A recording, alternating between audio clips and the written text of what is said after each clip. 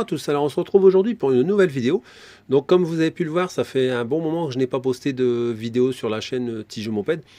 Donc la raison est simple, hein. Suite au décès de mon papa, j'ai eu énormément de travail à faire dans sa maison. Et donc c'est pour cela que j'ai dû stopper les vidéos pendant une paire de mois. Et juste derrière, j'ai eu le téléphone avec lequel je filmais qui a lâché, mais vraiment du jour au lendemain. Donc j'avais d'ailleurs une vidéo de prête sur cet ancien téléphone. Et vous ne la verrez pas, c'était sur la 103 chrono, mais malheureusement, j'ai pas pu récupérer les données sur cet ancien téléphone. Donc là maintenant, c'est parti, j'ai un nouveau téléphone, donc vous allez me revoir de plus en plus sur la chaîne. Donc je ne dis pas que je vais refaire comme avant une vidéo toutes les semaines, à partir d'aujourd'hui. Donc là aujourd'hui, on est le samedi 4 novembre. Mais on va dire que vers le mois de décembre, je pense que je vais commencer un peu à revenir un peu plus souvent, faire des vidéos. Car j'aurai un peu plus de temps devant moi pour pouvoir me remettre à jour dans le garage, car j'ai pas mal de rangements à faire avant de pouvoir opérer dans le garage comme je le faisais avant. Voilà, donc trêve de bavardage. Donc pourquoi j'ai mis un drap? Je vais vous dévoiler aujourd'hui ce que je vais monter sur le moteur comme moteur sur la 103 chrono. Donc je vais vous faire un déballage au fur et à mesure de tout ce que j'ai prévu comme pièces. Donc toutes les pièces qui sont sous le drap, je les ai pas achetées en une fois, hein. C'est pour cela que je vous avais jamais parlé du moteur de la 103 chrono, car j'ai constitué petit à petit on va dire le rassemblement des pièces, parce que j'ai investi pas mal sur ce moteur. Donc vous allez voir juste maintenant. Donc on démarre tout de suite par le début du moteur. Donc petit déballage, enfin, façon de parler. Donc on commence par un vilebrequin de chez Stage 6, donc Con électronique. Donc j'ai acheté ce vilebrequin là, j'ai dit tiens je vais tester.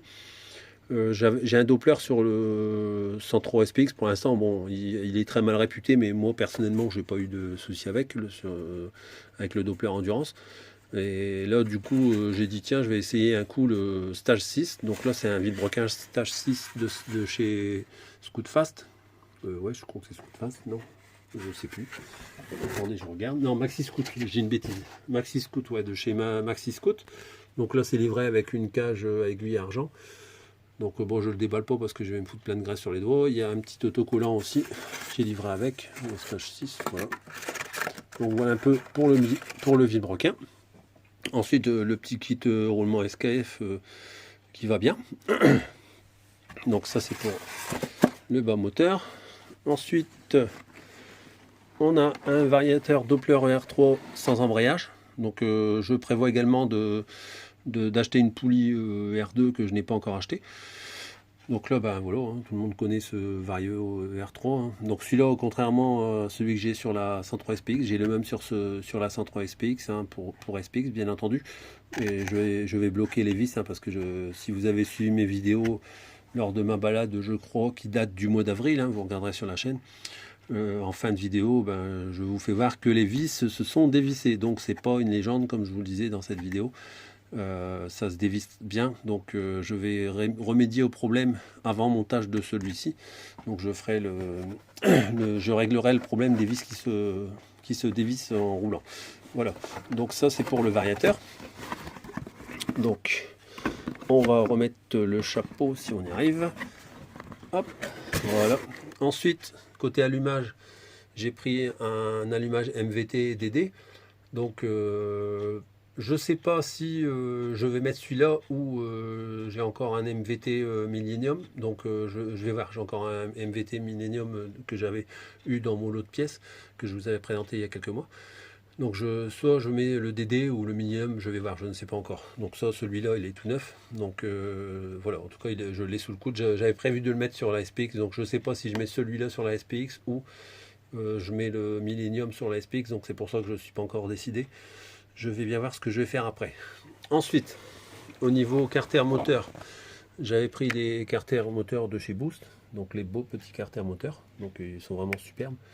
Là je les ai depuis vraiment un moment ceux-là et il me tarde de les essayer.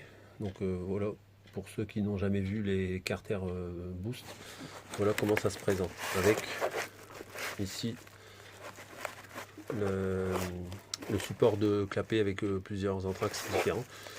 Donc voilà un petit peu pour les carters moteurs. Voilà, donc c'est bien c'est bien étudié, enfin franchement je les trouve super jolis. Voilà pour les carters moteurs. Ensuite on a des clapets Athena. Donc j'ai pris des clapets Athena pour mettre sur ce moteur. J'en ai déjà mis, étant ado, j'avais ceux-là et j'ai jamais été embêté avec ceux-là. Donc je reprends ceux-là, ils font encore, donc c'est des modèles vulcanisés comme on appelle. Donc ceux-là, j'ai jamais été embêté avec. Sur la 103 ACDC, j'ai encore un clapet d'époque qui est encore nickel et je vais le remonter dessus sur la 103 ACDC. Et là, je remettrai aussi des clapets Athena sur ce moteur. Voilà. Ensuite, on a le basique, hein, la cale dans base. Donc ça, vous verrez pourquoi j'en ai besoin. Ensuite, les roulements SKF, hein, normal, quoi, traditionnel. Un carbu de 21 PHBG souple de chez Dell'Orto, un vrai Dell'Orto, c'est pas une copie. Donc là, c'est un modèle 2662, je crois. Non, 2665, la référence. Voilà. Donc voilà pour un petit peu toute la partie moteur. Et maintenant, on arrive sur la partie haut moteur, déballage final du haut moteur. Donc là, je vais voir, car j'ai une culasse Bidalo que j'avais eu dans l'autre pièce que je vous avais présentée. Et j'ai également la culasse Boost. Donc je vais voir, peut-être que je pense partir sur la Boost, je verrai bien. Mais après je me dis, vu que je vais mettre un 50 Bidalo, pourquoi pas mettre la culasse qui va avec, je sais pas. Je me tâte encore un peu sur, sur le choix de la culasse, quoi. On verra bien. Les deux sont, enfin celle-là, les neuves, hein, j'avais roulé un peu avec le 65 Ersal. Et comme après j'ai basculé sur ma MVL avec le 50 Polini, je l'avais redémontée, donc elle est quasiment neuve, j'avais nettoyé un coup vite fait. Donc là ici c'est la culasse Bidalo qui est encore, qui est comme neuve, hein, elle est nickel de chez nickel. Et là ensuite nous avons le 50 Bidalo de chez VSX, là la réplique du 50 Bidalo de l'époque. Donc voilà, avec ces petits transferts. Ils sont plutôt bien faits, quoi. Il y a un petit peu de finition à faire. On peut voir dans les transferts. Mais bon, de manière générale, c'est relativement propre. Enfin, le mien, en tout cas, il est relativement propre. Les pistons, par contre, il y en a qui m'avaient dit que c'était pas les mêmes qu'à l'époque. Je vais essayer de vous le faire voir. Apparemment, j'ai vu plusieurs vidéos sur le sujet où les gens disaient que c'était pas encore le même qu'à l'époque, de ce que j'ai compris. Parce qu'il y avait des... Donc ça, c'est celui que j'ai eu moi avec le kit VSX, le kit Bidalo VSX. Donc voilà, c'est celui-là. Alors bon, apparemment ce serait pas tout à fait le même parce qu'ici il y avait des trous de graissage ici sur les côtés là qui permettent de bien graisser le cylindre. Et là sur celui-là il n'y en a pas, quoi. Ça ressemble fortement à un piston, je vais y arriver. C'est un peu un mélange d'un piston et d'un Bidalo en fait, le Pistalo. Donc là, par contre, il y a un flocage quand même Bidalo dans le fond du piston. Mais pour ceux qui ont connu le Bidalo d'époque, moi je n'ai jamais eu, donc je ne sais pas juger s'ils connaissent le piston, mais je pense qu'à mon avis, ils vont me dire que c'est pas tout à fait le même. Hein. Ça ressemble fort à un piston de 50 Ersal T6. Voilà. Donc voilà, après l'intérieur du cylindre, je vous fais voir comment il est, hein, tel qu'il est en stock. Et je vais vous faire voir l'échappement, pour ceux que ça intéresse. Donc voilà, c'est plutôt d'origine, c'est plutôt pas mal, je trouve. Enfin, stock, il est plutôt pas mal. Donc on va tester ça, on verra bien. Ceux qui l'ont eu apparemment s'en plaignent pas. Donc voilà un petit peu pour toute la partie moteur. On va peut-être remettre le piston dedans. Voilà. Donc là, ici. Oh merde, un aiguille, fais pas le con. Alors, voilà, je remets comme ça vite fait. De toute façon, je ne vais pas perdre le segment. Voilà. Hop. Donc ça, c'est pour le moteur. Et en échappement, on va mettre, alors ça ne me glisse pas des mains parce qu'avec les mains que j'ai en ce moment c'est une misère. Donc là on va mettre, qu'est-ce qu'on va mettre comme pot d'échappement? On va mettre le pot Bidalo pour 103 SP MVL, donc que j'avais eu également dans le lot de pièces que je vous avais présenté.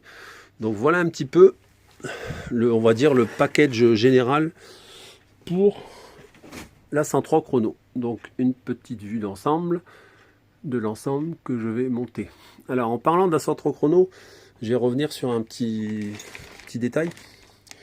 Donc ça, c'est les pattes que j'ai trouvé. Donc je remercie Olivier parce que sur le groupe 103 Chrono sur Facebook, il avait donné l'astuce pour trouver des pattes qui ressemblent de façon similaire à celle d'origine qu'il y a sur la selle de la 103 Chrono. Et en fait, je me suis inspiré de ce qu'il a trouvé. Donc c'est pas l'idée de base vient de lui, hein, pas de moi. Et en fait, j'ai dit tiens, parce qu'il avait trouvé sur un site et bon, je trouvais que ça faisait cher les pattes. Je crois qu'il y en avait pour 13 € avec les frais de port. C'est pas les pattes de fixation qui coûtaient vraiment cher, c'était parce qu'il y avait des frais de port et je pense de mémoire, je sais plus, il y avait peut-être au moins pour 7 € de frais de port. Donc je trouvais que ça faisait un petit peu cher pour deux petites pattes. Et donc moi, ce que j'ai fait, c'est que j'ai recherché sur AliExpress on va dire le même type de pâte. Donc j'ai trouvé mon bonheur. Donc de mémoire, ça fait vraiment longtemps que je les ai commandés. Donc là ici vous voyez c'est marqué Name Pipe Clamp et c'est du diamètre 16 et moi j'en ai pris 6 en fait. Pourquoi? Parce que en fait j'en ai pris 6 pour une simple et bonne raison, c'est parce qu'en fait, comme je fais beaucoup de trucs par moi-même, notamment, ça m'est déjà arrivé de fabriquer des selles de mobs, et du coup, j'ai dit au moins j'en aurai d'avance, ou si jamais par la suite je récupérais une selle de 103 Chrono, ben, au moins j'en aurai d'avance. Je vais faire une pause dans la vidéo, et je vais essayer de vous faire voir ce que ça présente avec le porte-bagages, pour vous faire voir que ça pose très bien dessus. Alors, donc là, comme vous pouvez voir, ça s'engage très bien sur le porte-bagages, hein, comme on le voit dans la vidéo. Donc là, il y aura peut-être un petit peu d'ajustement à faire de la pâte, hein, mais c'est vraiment le bon diamètre pour venir clipser sur le porte-bagages, ainsi que sur la pâte de support de la selle. Donc là, moi, c'est une selle que je restaurerai complètement, bien sûr. D'ailleurs, j'avais fait voir des étapes de sa restauration, mais malheureusement, c'est sur l'ancien téléphone. Donc voilà un petit peu au niveau des nouvelles de la 103 Chrono. Donc là, la suite des événements, ben, je vais essayer de reprendre petit à petit les vidéos pour dire de vous proposer des nouveaux contenus comme je le faisais auparavant. Donc je vais pas refaire tout de suite le volume, comme je vous l'ai dit en début de vidéo, comme je le faisais avant, une vidéo par semaine. Je ne pourrais pas pour l'instant, mais on va dire que je pense début d'année prochaine, je vais pouvoir remonter en cadence dans les vidéos parce que j'ai envie d'avancer sur mes projets. Alors la 103 CDC au passage n'est pas tombée à l'eau, hein. Je l'ai toujours, on va dire, à préparer, mais on va dire que elle, je la laisse un peu de côté parce que j'ai énormément de boulot sur la 103 Chrono. Et comme j'ai encore pas mal de boulot dans mon garage de rangement à faire, etc., le grenier et tout ça, donc voilà, il faut que je priorise ce que j'ai à faire en priorité, car il ne faut pas oublier, une passion c'est secondaire, hein, voilà. Donc bah, j'espère que cette vidéo vous aura plu, hein. Au moins ça vous donne un petit peu des nouvelles sur la suite de la chaîne. Donc vous voyez que j'abandonne pas malgré le peu de présence et le nombre de vidéos sur la chaîne. Donc je vais continuer à toujours vous proposer des contenus. Donc je vous remercie de m'avoir écouté. Et puis bah, si vous avez des questions, n'hésitez pas, hein, comme d'habitude. Donc là, il y a beaucoup de personnes qui m'ont laissé des messages. J'ai vu qu'il y avait pas mal de messages sur la chaîne, mais comme j'avais été embêté avec le téléphone, je fais tout avec mon téléphone, hein, les réponses des commentaires YouTube, je fais tout au téléphone. Donc je n'ai pas encore eu le temps de consulter tous les messages, mais je vais y répondre.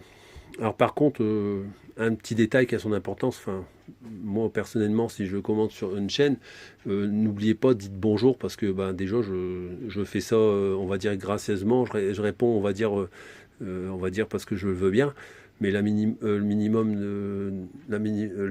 c'est quand même d'être poli et d'au moins dire bonjour, ça coûte pas cher, et c'est la moindre des choses, c'est la politesse, quoi. Enfin, parce que j'ai remarqué que depuis un moment, c'est tu sais pas comment on fait pour faire ça, bonjour d'abord, enfin voilà, c'est les rudiments, et les merci, bah, j'en parle même pas, hein. Il y en a plein qui me demandent des détails techniques, ben voilà, j'ai même pas de retour, ouais merci, j'ai vu ton commentaire, enfin je pense qu'ils l'ont vu, c'est même pas un merci beaucoup du renseignement, enfin bon après c'est un peu la génération actuelle apparemment, enfin que j'aime pas du tout. Parce que bon, moi j'ai toujours été poli, si je demande un conseil à quelqu'un, même en dehors de la chaîne YouTube, il y a des fois ceux qui me connaissent en dehors par Messenger ou autre, et ben ils savent très bien que Je suis poli, je dis toujours bonjour, et si on m'a donné une réponse, même sur Facebook, eh ben, je dis merci du renseignement. C'est la moindre des choses, c'est la politesse. Donc soyez poli, parce qu'au bout d'un moment, je crois que je vais même plus répondre aux gens qui sont même pas polis, qui disent pas bonjour, parce que enfin, ça commence à m'irriter sérieusement, quoi. Enfin, c'est mon petit coup de gueule, quoi, et je tenais à vous le passer au passage, parce que c'est le minimum des choses, c'est la politesse. Voilà, je termine sur ce petit coup de gueule. Et je vous souhaite à tous un bon week-end. Salut!